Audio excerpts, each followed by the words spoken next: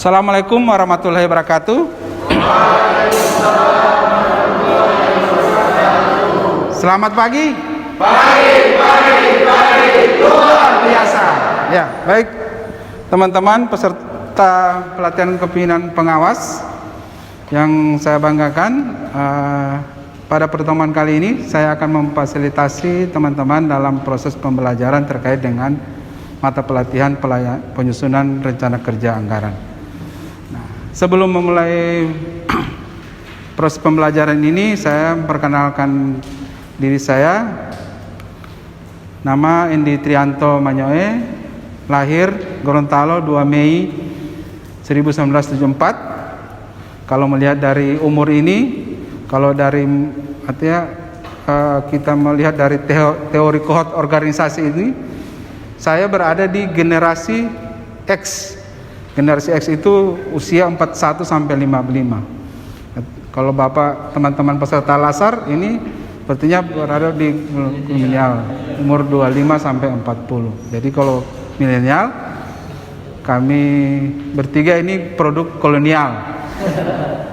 Nah, alamat saat ini saya bertugas di Badan Kepegawaian Diklat Kabupaten Gorontalo sebagai Widyasara Alitmadia, dan alamat rumah di Perum Sakura, Kecamatan Limboto, Kabupaten Gorontalo. Untuk nomor kontak dan email saya sebagaimana teman-teman dalam slide. Dan saya punya moto hidup, itu sebaik-baik manusia yang bermanfaat bagi orang lain, bahkan hadis riwayat Al-Tabrani. Nah, dalam proses pembelajaran ini sebagai fasilitator, tentunya saya bukanlah satu-satunya sumber belajar. Teman-teman peserta PKP ini nantinya akan menjadi sumber belajar bersama dalam rangka memperkaya pengetahuan dan referensi kita. Nah, sebelum kita masuk pada diskusi dan pembahasan terkait penyusunan rencana kerja penyusunan RKA, tentunya dalam proses pembelajaran ada goals yang ingin kita tuju atau tujuan. Nah, tujuan kegiatan dalam proses pembelajaran ini ialah teman-teman nantinya akan mampu menyusun rencana kerja anggaran pelayanan publik sesuai lingkup tugas masing-masing. Dengan indikator pembelajaran, teman-teman mampu mencermati kebijakan perencanaan pembangunan. Yang kedua, mampu menginisiatif kegiatan baru yang terkait dengan lingkup tugas masing-masing. Dan ketiga, mampu menyusun. Nah, dalam penyusunan RK ini ada 3 materi pokok, yaitu konsep perencanaan pembangunan nasional dan penganggaran. Yang kedua adalah bagaimana menyusun mekanisme APBD dan APBN, dan ketiga penyusunan rencana kerja. Nah, sebelum kita lanjut, saya akan menampilkan karikatur. Nah, silakan teman-teman melihat dari perspektif teman-teman, kira-kira apa mana pesan yang tampilkan dari gambar ini. Nah, clue-nya adalah ini suatu jenis kegiatan pembangunan rel kereta api dengan oleh sama. Nah, dari tampilan ini mungkin dari perspektif teman-teman apa yang bisa ada yang bisa sharing pendapat terkait gambar ini?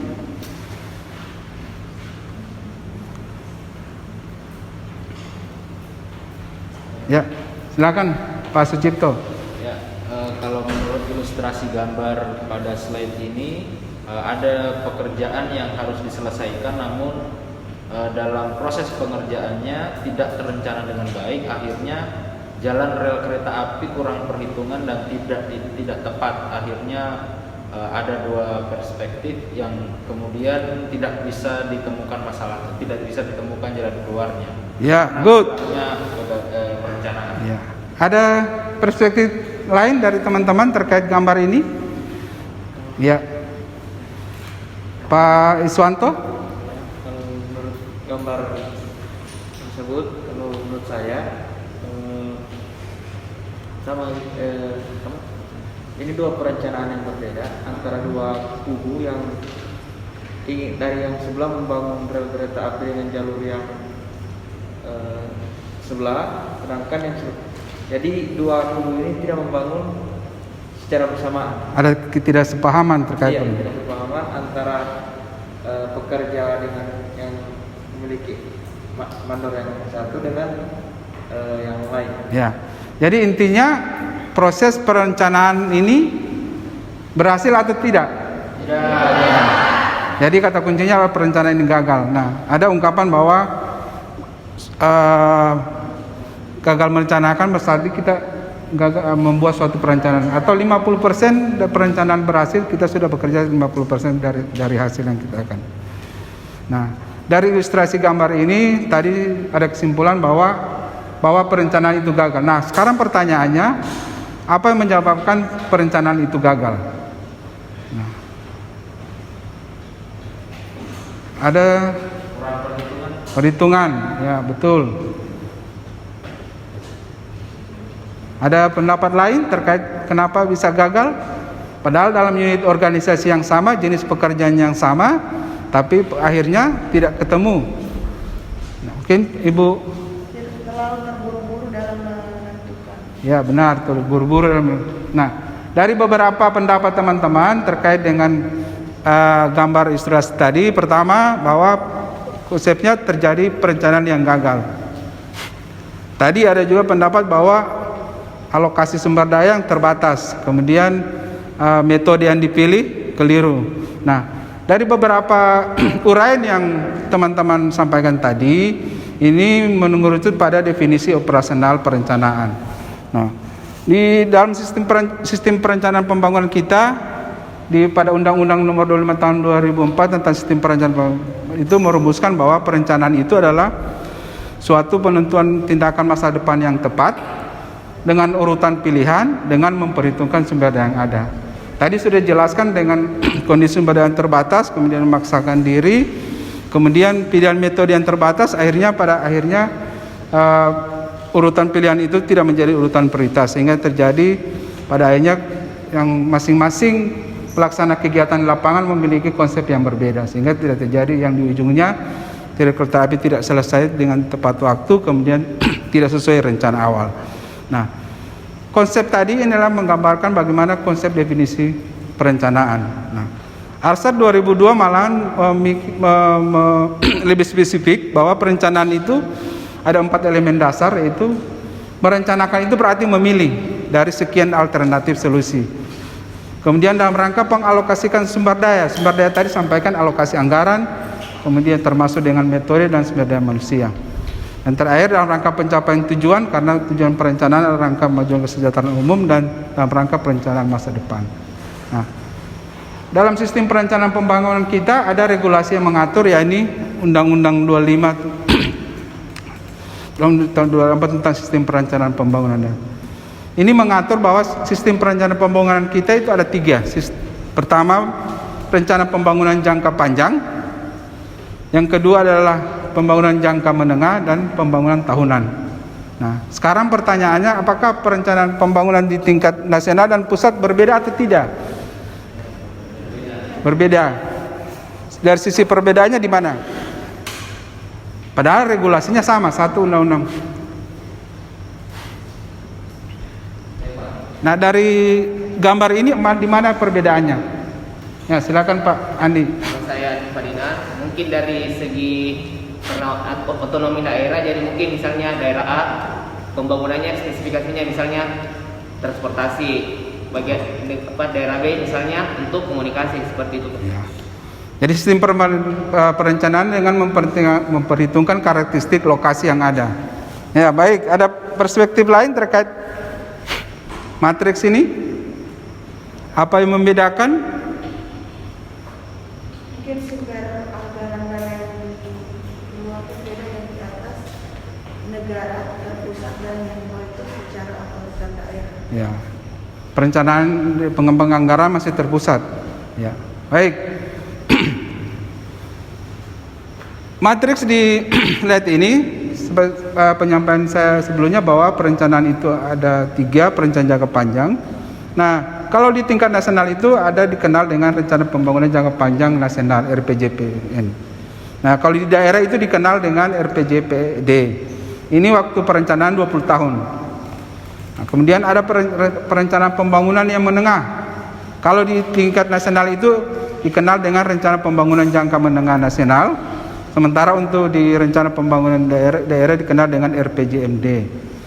Nah, tadi disampaikan oleh Ibu Andi tadi bahwa dalam penyusunan RPJPD daerah harus mengacu pada dokumen perencanaan nasional, yaitu dokumen RPJMPN.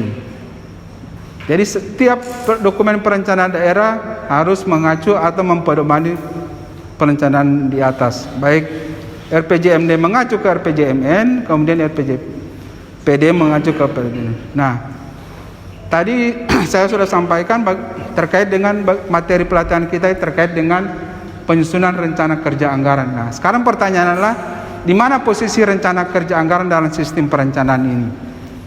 Ini pasti Nah, sistem rencana kerja SKPD yang kita kenal rencana kerja anggaran itu adalah dokumen perencanaan penganggaran yang memuat rencana pendapatan, rencana program kegiatan, dan rencana pembiayaan. Kemudian RK ini menjadi dasar penyusunan APBD dalam bentuk RAPBD. Nah, posisi RK dan sistem perencanaan pembangunan nasional ini dan tadi saya jelaskan bahwa pembangunan jangka menengah daerah itu dalam bentuk RPJMD. Nah, kemudian RPJMD ini kemudian dijabarkan dalam bentuk rencana strategi perangkat daerah yang kita kenal dengan Renstra. Nah, teman-teman yang mungkin dari instansi teknis mungkin mengenal atau dokumen ini. Nah, dalam penyusunan dokumen Renstra ini kemudian akan menjadi pedoman dalam rangka penyusunan rencana kerja RK SKPD. Nah, posisi RKA SKPD adalah mengacu kepada rencana PD yang kita kenal dengan rencana kerja. Nah, proses penyusunan RKA ini dimulai pada saat tahapan penyusunan RKPD yang kita kenal rencana kerja pemerintah daerah. Setelah RKPD ditetapkan, barulah masuk pada tahapan penyusunan kebijakan umum APBD dan prioritas pelaporan anggaran yang kita kenal dengan KUA PPS. Setelah KUA dan PPS ini dibahas bersama eksekutif dan legislatif, kemudian ditetapkan dalam bentuk nota kesepakatan, barulah keluar surat edaran bupati terhadap dalam rangka penyusunan RKA yang isinya muatannya substansinya adalah memuat teknik tata cara penyusunan RKA dan pagu anggaran untuk masing-masing OPD. Nah, posisi RKA adalah pada posisi pada saat OPD menyusun rencana RAPBD, maka bahan baku adalah RKA tadi.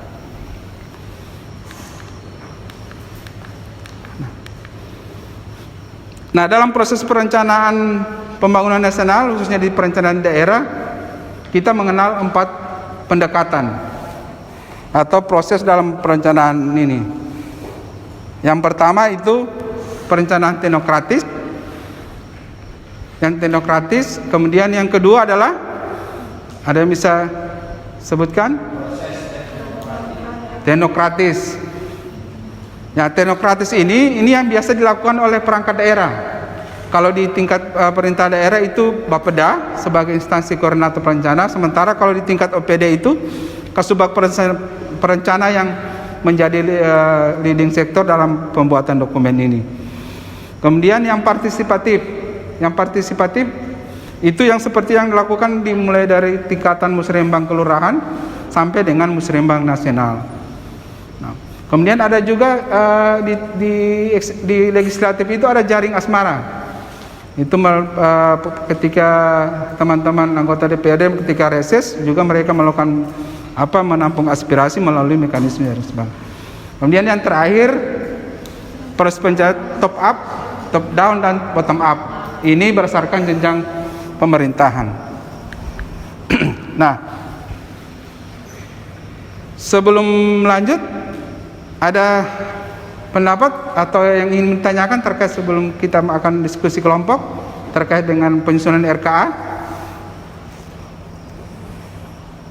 Ya, kalau tidak ada, kita lanjut ke diskusi. Nanti teman-teman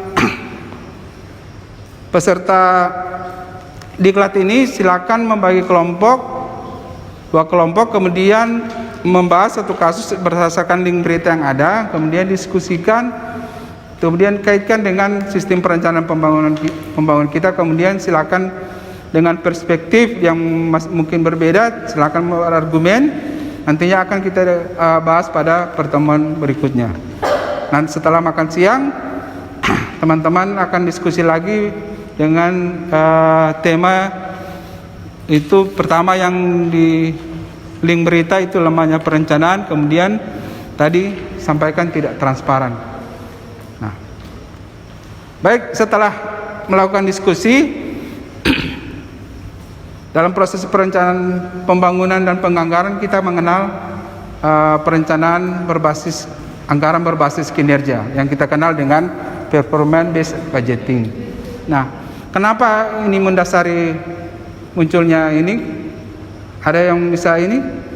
Kalau dulu sebelumnya kita mengenal perencanaan yang penting surplus defisit. Sekarang dengan sistem perencanaan anggaran berbasis kinerja. Kalau dulu kinerja berbasis anggaran, pokoknya uang diberikan mau kinerja tidak ada tetap diberikan. Nah, sekarang pendekatannya adalah anggaran berbasis kinerja.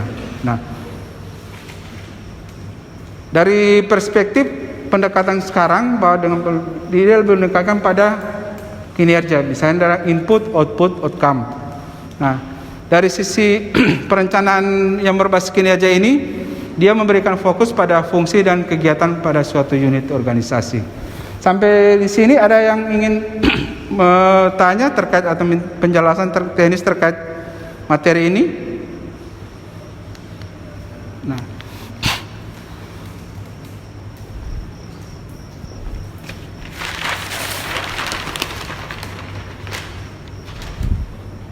tadi masih ingat regulasi yang mengatur terkait sistem perencanaan pembangunan kita, Undang-Undang Nomor 25 Tahun 2004 terkait dengan sistem perencanaan pembangunan nasional.